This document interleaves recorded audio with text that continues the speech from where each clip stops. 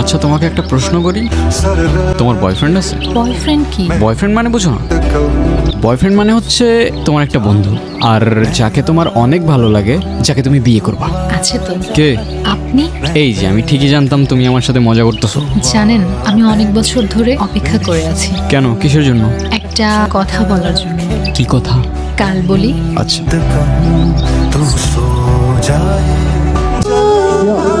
নির্জন, কি রে ভাই, কি হয়েছে? মন কই থাকে তো? কতক্ষণ ধরে ডাকতেছি। আপনার আজকের দিনটা মনে আছে? তুমি আবার শুরু হয়ে গেছো না? তোমার এই কথাগুলো আমি বুঝতে পারি না কেন বলো তো? কি হইলো, উত্তর দাও। উত্তর দেওয়ার জন্যই তো এত বছর ধরে অপেক্ষা করে আছি। তো দাও। আমিও আপনাকে ভালোবাসি। মানে? সেদিন ভয়ে আমি আপনাকে বলতে পারি নাই, কিন্তু আমি সব সময় শুধু আপনাকেই ভালোবেসেছি।